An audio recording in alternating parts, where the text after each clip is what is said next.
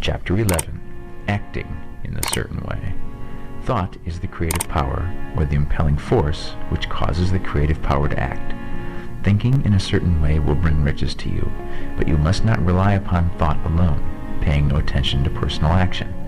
That is the rock upon which many otherwise scientific metaphysical thinkers meet shipwreck, the failure to connect thought with personal action. We have not yet reached the stage of development, even supposing such a stage to be possible, in which man can create directly from formless substance without nature's processes or the work of human hands. Man must not only think, but his personal action must supplement his thought. By thought you can cause the gold in the hearts of the mountains to be impelled towards you, but it will not mine itself, refine itself, coin itself into double eagles, or come rolling along the roads seeking its way into your pocket. Under the impelling power of the Supreme Spirit, men's affairs will be so ordered that someone will be led to mine the gold for you.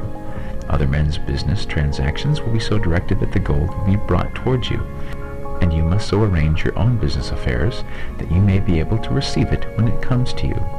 Your thought makes all things, animate and inanimate, work to bring you what you want, but your personal activity must be such that you can rightly receive what you want when it reaches you. You are not to take it as charity, nor to steal it. You must give every man more in use value than he gives you in cash value. The scientific use of thought consists in forming a clear and distinct mental image of what you want, in holding fast to the purpose to get what you want, and in realizing with grateful faith that you do get what you want. Do not try to project your thought in any mysterious or occult way, with the idea of having it go out and do things for you. That is wasted effort, and will weaken your power to think with sanity. The action of thought in getting rich is fully explained in the preceding chapters. Your faith and purpose positively impress your vision upon formless substance, which has the same desire for more life that you have. And this vision, received from you, sets all the creative forces at work in and through their regular channels of action, but directed toward you. It is not your part to guide or supervise the creative process. All you have to do with that is to retain your vision, stick to your purpose, and maintain your faith and gratitude. But you must act in a certain way so that you can appropriate what is yours when it comes to you, so that you can meet the things you have in your picture and put them in their proper places as they arrive. You can really see the truth of this.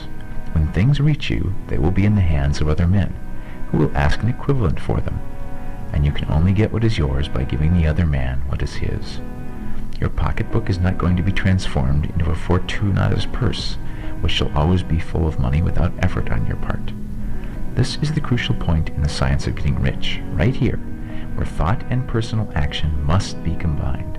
There are very many people who, consciously or unconsciously, set the creative forces in action by the strength and persistence of their desires, but who remain poor because they do not provide for the reception of the thing they want when it comes. By thought, the thing you want is brought to you. By action, you receive it. Whatever your action is to be, it is evident that you must act now. You cannot act in the past, and it is essential to the clearness of your mental vision that you dismiss the past from your mind. You cannot act in the future, for the future is not here yet, and you cannot tell how you will want to act in any future contingency until that contingency has arrived. Because you are not in the right business or the right environment now, do not think you must postpone action until you get into the right business or environment. And do not spend time in the present taking thought as to the best course in possible future emergencies. Have faith in your ability to meet any emergency when it arrives.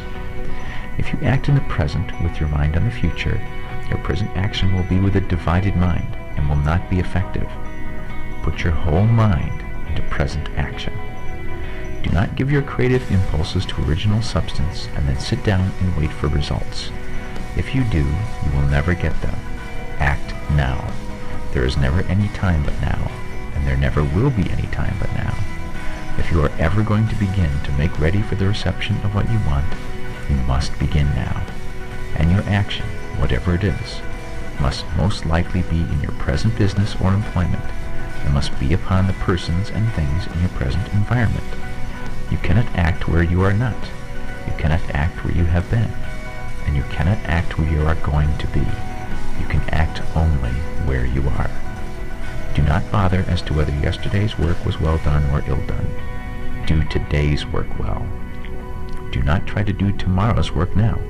There will be plenty of time to do that when you get to it. Do not try by occult or mystical means to act on people or things that are out of your reach.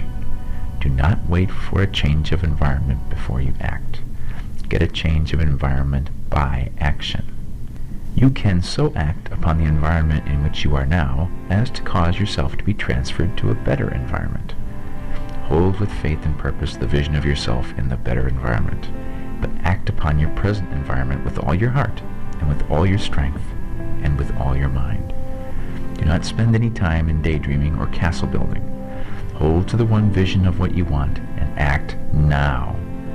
Do not cast about seeking some new thing to do or some strange, unusual, or remarkable action to perform as a first step towards getting rich.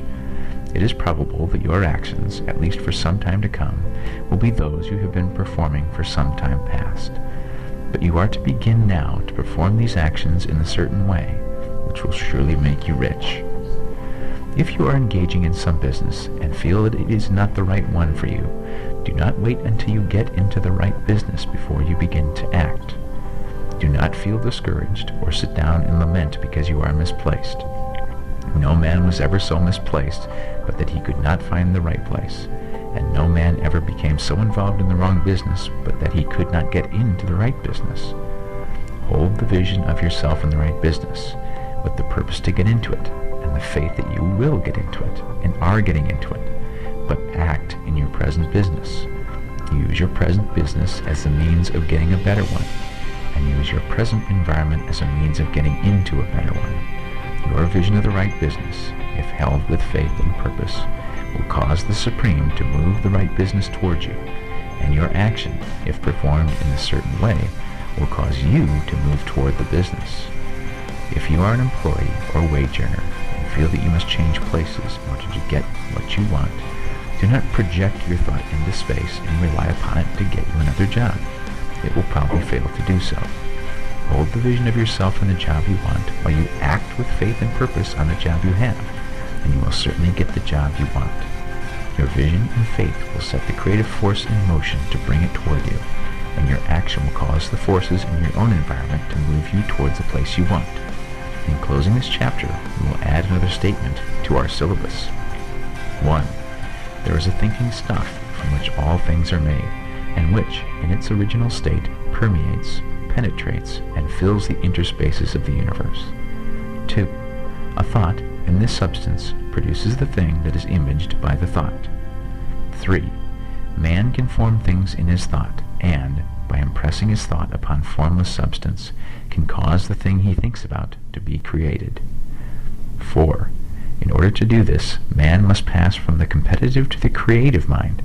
He must form a clear mental picture of the things he wants, and hold this picture in his thoughts with the fixed purpose to get what he wants, and the unwavering faith that he does get what he wants, closing his mind to all that may tend to shake his purpose, dim his vision, or quench his faith. And 5. That he may receive what he wants when it comes, man must act now upon the people and things